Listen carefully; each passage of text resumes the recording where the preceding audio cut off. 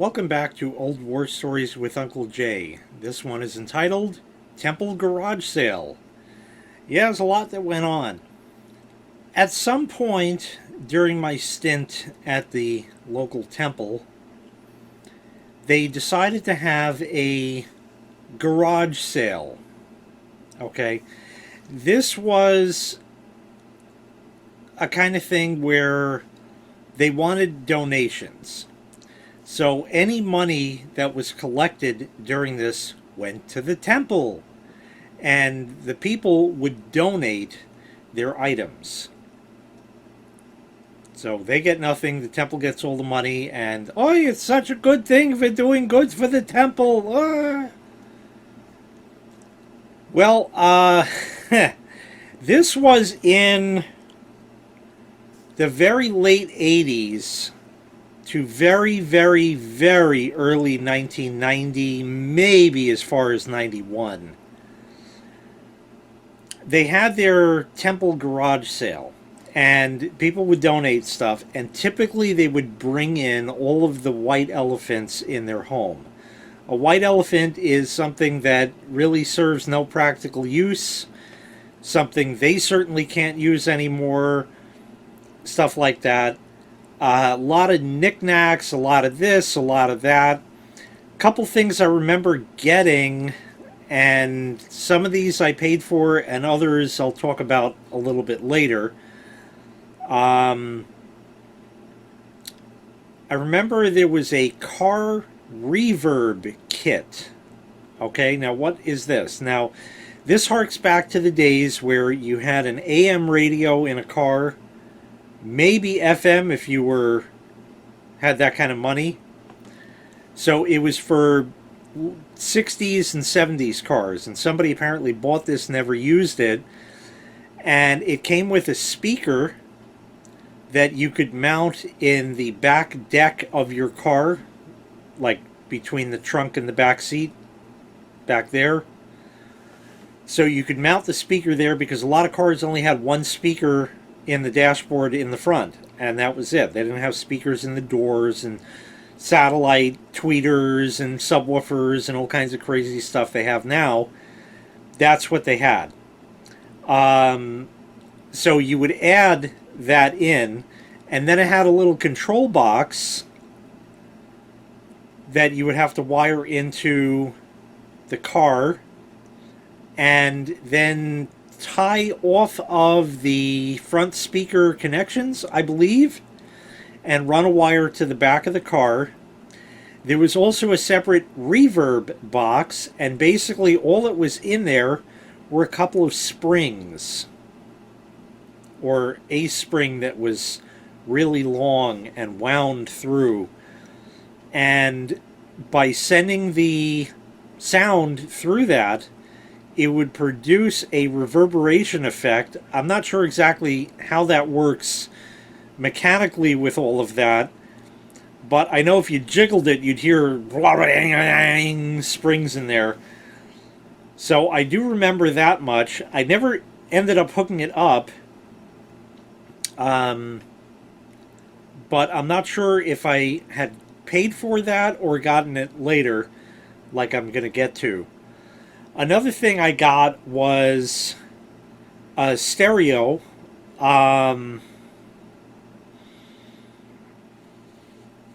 Couldn't tell you the brand. I know it had an auxiliary input, and that's what I was jazzed about. It was one of those like all-in-one things, probably from the late 70s, maybe early 80s, and it had a record player, record changer, and a 8-track player on it. I never had an 8-track tape to put in it, so I don't know if that worked. The record player did work, so I used to use that, I believe. If I'm not mistaken, it worked. And of course a radio, but I mainly kept it on the input, which hooked into the rest of my stereo stuff. I used to have this whole setup in my room. I had these metal shelves and a couple of tape decks from my uncle, and everything was tied into everything else because I only had the one input. And ultimately, the TV was hooked up to the stereo so I could have better sound. And I had shitty speakers as it was, and just shit like that. It was all just garbage picked shit. I remember I got that stereo for $10, and that was actually a considerable amount of money. Nowadays, you can wipe your ass with a $10 bill. It means fucking nothing with the way inflation is. But back then, I guess that was still a few bucks. But I got it for 10. There was an old TV, a big old, probably black and white TV, and it had vacuum tubes because I could see the back of it. And I didn't get that. That was selling, they were trying to get rid of the thing. Nobody was buying it. We have a TV here. We have a TV. I looked at it. It had VHF and UHF. And I said, UHF, that's cable. That is not factually incorrect in certain parts, but it was for our area. But some cable channels were broadcast on UHF, and you could tune them with an old school TV with the mechanical knobs and all that. I don't think they ended up selling that. And like I said, tons of knickknacks, flower vases, glasses, other kitschy pieces, stuff like that. Maybe some old kitchen appliance, an old waffle iron nobody used for 30 years. You know, shit like that. But I'm giving it to the temple. It's such a good thing. I'm doing a mitzvah. Oi! Shit like that. But the real garage sale was actually the garbage sale. Because at the end,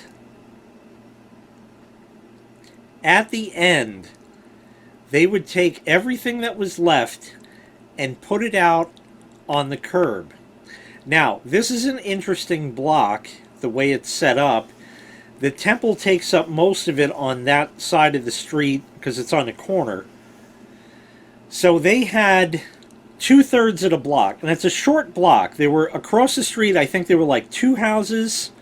Next to the temple, there was 1 house, and then they had the rest of the block right there. So they had a lot of room, and they would put the garbage there.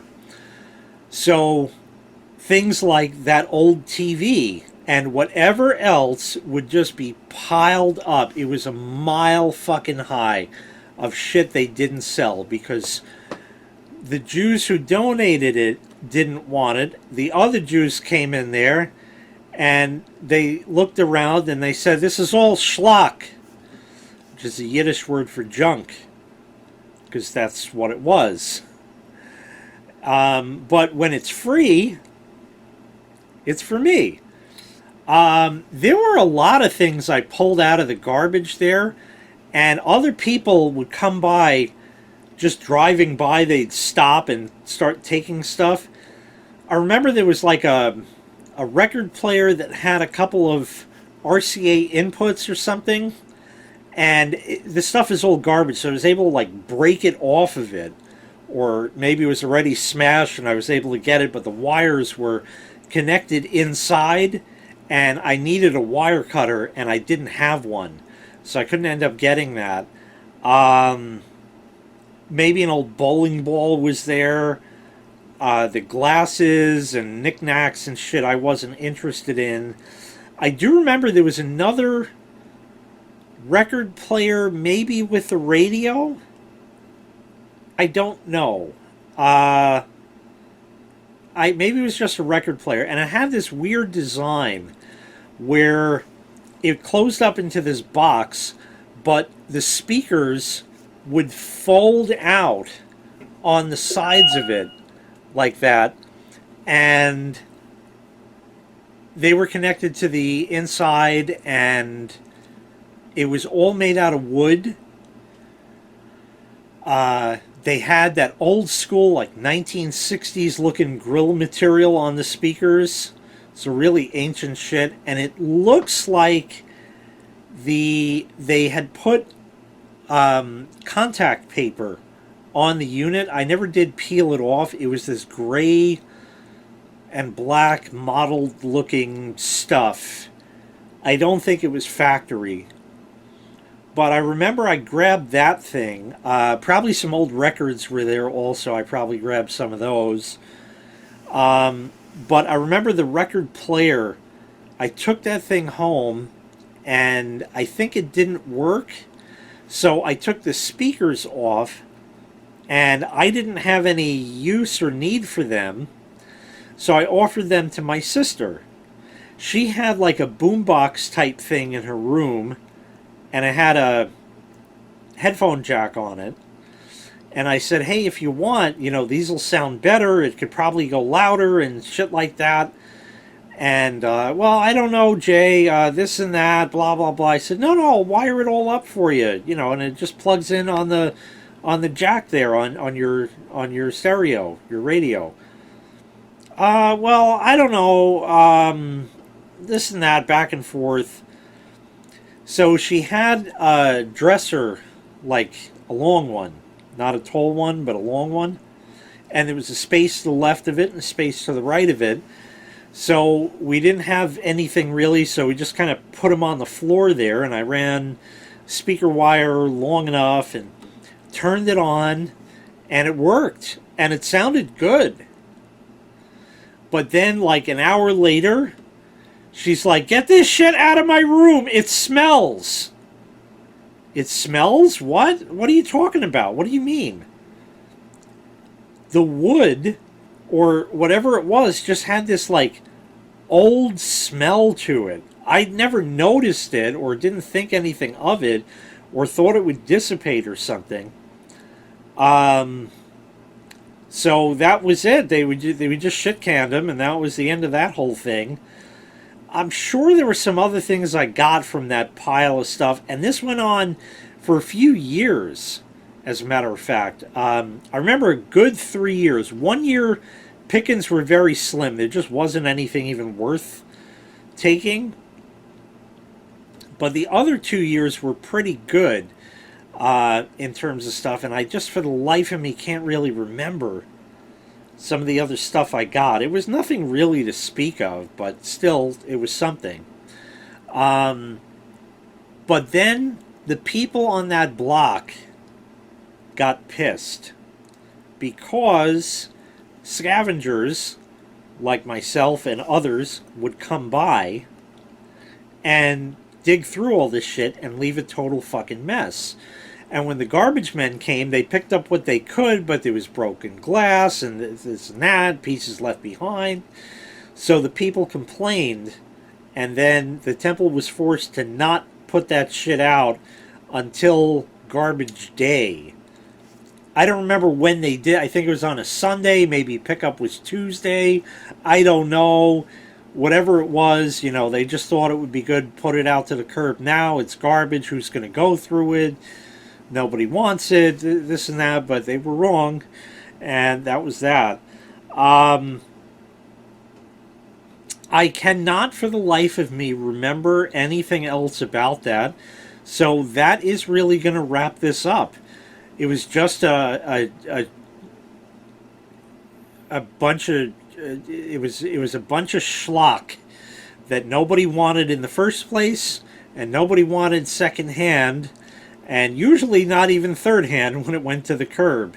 So anyway, that's going to do it. I don't know how much money it ever raised for the temple. I'd imagine not too much, but they did it nonetheless. Are they still doing it to this day? I don't know. I've been out of the loop since I was like fucking 13. That's almost 30 years ago, 31 years ago. Something like that. That's scary. Yeah, so I have no idea what goes on in that place now. I'm sure if I had to go back there have been some things that have been remodeled in 30 years, but probably not to anybody's liking. Anyway, that's going to wrap this one up. Thank you so much for watching. I really appreciate it. Make sure you click like, make sure you click subscribe, and take care. We'll see you next time. Bye-bye.